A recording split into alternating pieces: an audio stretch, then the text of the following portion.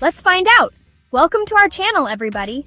Today, we're diving deep, down deep, into a topic that I know affects so many of us, hyperindependence, and its impact on our relationships. You know, that feeling you get when you just want to do everything yourself. We've all been there, haven't we? Listen, I understand the drive to be independent. Believing in yourself, standing on your own 2 feet, that's powerful. But when does that desire to be self-reliant, to control everything, start to hurt the very relationships we cherish? That's what we're going to unpack today. If you find yourself always wanting to do things on your own, pushing people away, or feeling like you're carrying the weight of the world on your shoulders, this video is for you. We're going to explore this together, and I promise you, you are not alone. Chapter 1, what does it really mean? Let's understand hyperindependence. It's more than just enjoying alone time. It's a need to be self-sufficient, pushing others away. Do you struggle to ask for help? Feel like you must always be strong? These are signs of hyperindependence. It stems from a fear of vulnerability, building walls to avoid hurt. But those walls block joy and connection. Relationships need vulnerability. Let others see your true self. That's the beauty of connection. Hyperindependence makes us miss out. We think we must be perfect, but we are worthy of love, just as we are. It's okay to let your guard down. It's okay to ask for help. It's okay to not be okay. Vulnerability connects us deeply. True strength is opening our hearts. Chapter 2. Where does hyperindependence come from? So, we've talked about what hyperindependence looks like, but where does it come from? Well, like most things in life, it often starts in our past. Maybe you grew up in a household where you had to be independent out of necessity. Maybe you experienced a betrayal or a loss that made you put those walls up, convinced that relying on yourself was the only way to stay safe. Think about your own life experiences. Did you have caregivers who were emotionally unavailable or unreliable? Did you learn to equate vulnerability with weakness? These early experiences can leave a lasting impact, shaping the way we approach relationships later in life. For some, hyperindependence can be a coping mechanism, a way to protect ourselves from getting hurt again. And you know, there's a certain strength that comes from overcoming adversity, from learning to rely on yourself. But here's the thing. What served us well in the past may not be serving us anymore. Those defenses we built, those walls we erected, they might be keeping us stuck. They might be preventing us from forming the deep, meaningful connections we all crave. And you know, I've met so many people, so many wonderful souls who've shared their stories with me over the years. Stories of heartbreak, of disappointment, of feeling like they had to build fortresses around their hearts. And you know what I've learned? We are all so much more resilient than we think. We have the capacity to heal, to grow, to love again. But sometimes, we need a little help to break down those walls, to release the fears that are holding us back. Chapter 3. How hyperindependence shows up in relationships. Okay, so how do you know if hyperindependence is affecting your relationships? Well, it can show up in different ways. Maybe you find yourself constantly taking on more than your fair share, never asking for help even when you're overwhelmed. Or maybe you push your partner away, keeping them at arm's length emotionally. You see, healthy relationships are built on a foundation of trust, vulnerability, and reciprocity. It's about giving and receiving support, about knowing that you don't have to go through life's challenges alone. But when hyperindependence takes hold, it disrupts that balance.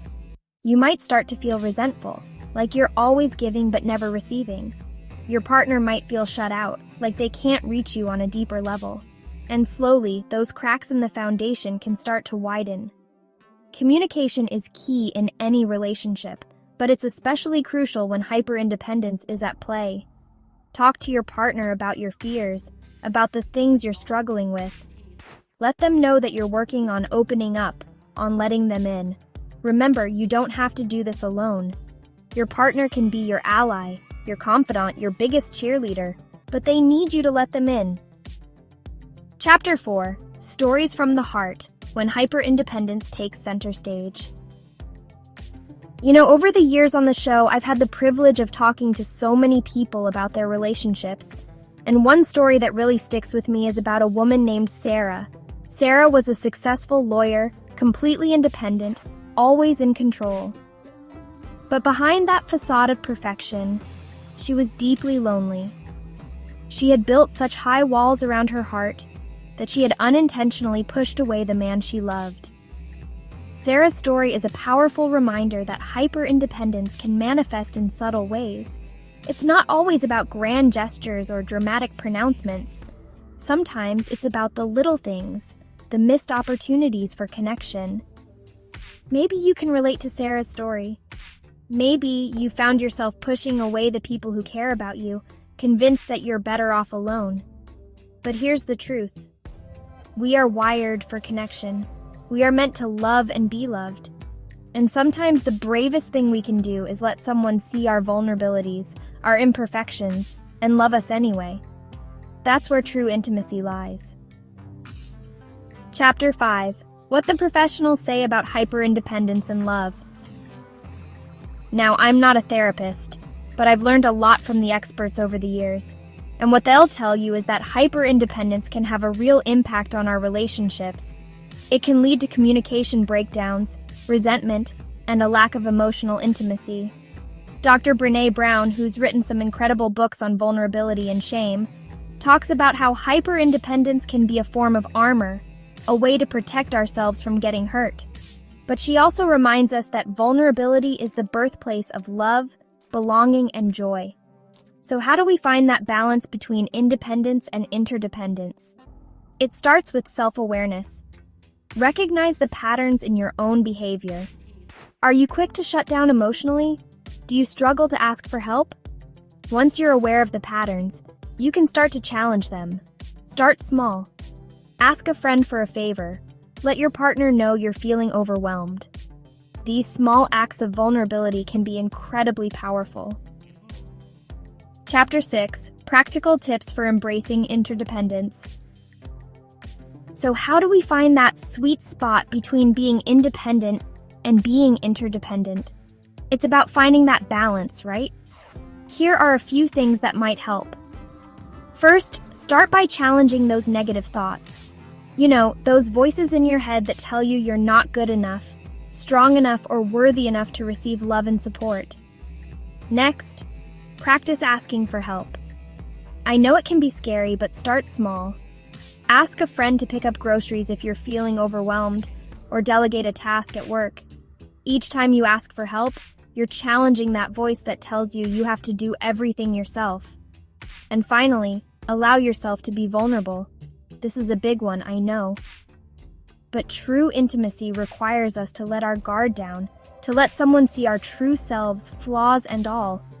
It's about sharing your fears, your dreams, your hopes with someone you trust. It's about letting them see your heart, even the messy parts. Remember, you are worthy of love and belonging just as you are. Don't let hyper-independence rob you of the joy of true connection. Chapter 7. Seeking professional guidance. Now, I want to be clear. Overcoming hyper-independence can be challenging, and it's okay to ask for help. If you're struggling, please know that you don't have to go through this alone. A therapist can provide a safe and supportive space for you to explore the root causes of your hyper-independence and develop healthy coping mechanisms.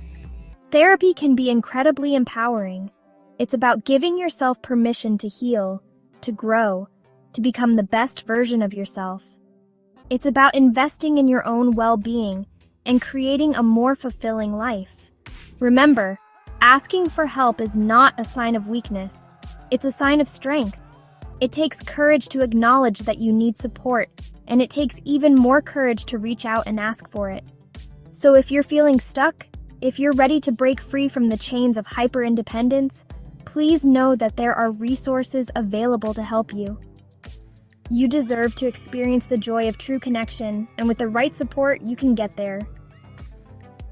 Chapter 8. Embracing connection, embracing ourselves. Well, that was a lot to unpack today, wasn't it? but I hope you found it helpful. Remember, it's okay to be independent, to be strong, to know what you want. But true fulfillment, true joy, comes from connection, from allowing ourselves to be vulnerable and let others in. Thank you for watching. If you found this video helpful, please give it a thumbs up and subscribe to our channel for more insightful content. And as always, keep those hearts open. Remember, it's okay to ask for help and lean on others. Until next time, take care.